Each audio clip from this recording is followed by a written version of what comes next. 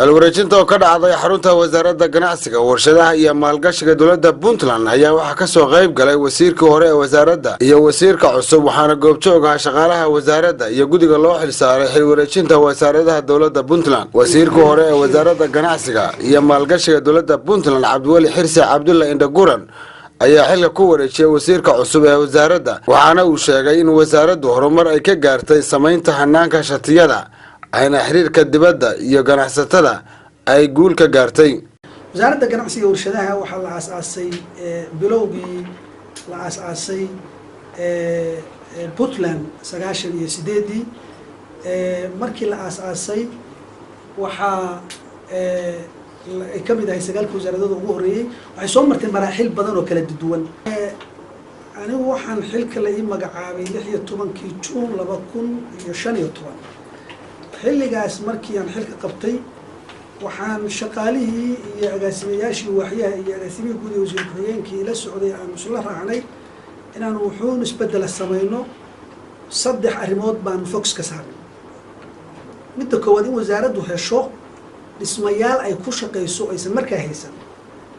inay hesho shaqaalo quality leh oo kuna habboon positionada loo dhiibayo iyo inay hesho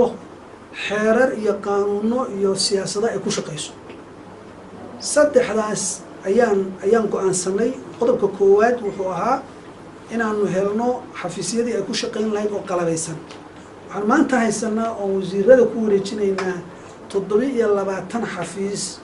oo dawladdu leedahay wasaaraddu leedahay wasiirka cusub ee wasaaradda ganacsiga warshadaha maalgashiga dawladda Puntland Cabdullaahi Cabdi Xirsi ayaa dhankiisa tilmaamay inuu aad ugu faraxsan yahay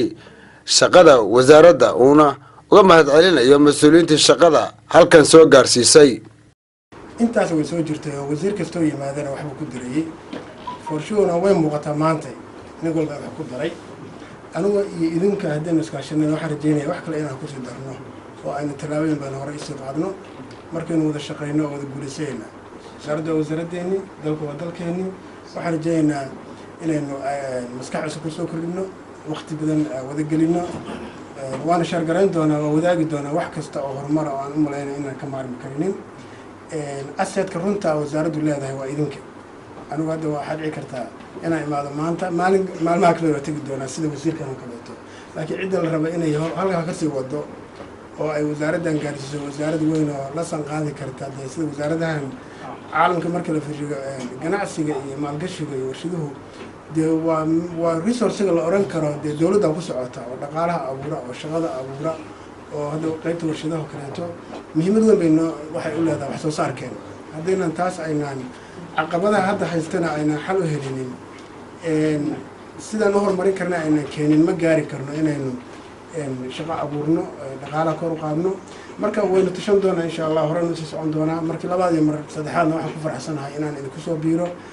wasiir ku-xigeen Cabdi Fataax iyo anigu waxaan kale waa Cabdi Mustafa wasbaran doonaa wax kastana waa shirgareyn doonaa xil wareejinta ayaa waxaa goobjoog ahaa gabagabadii waaxyaha kala duwan ee wasaaradda waxaana wasaaraddu ay qayb ka tahay xil wareejinada ka dhacaya maalmahan magaalada Garowe oo xil kala wareegayaan wasiirada cusub iyo kuwa la bedelay Asad Saciid Puntland TV Garowe.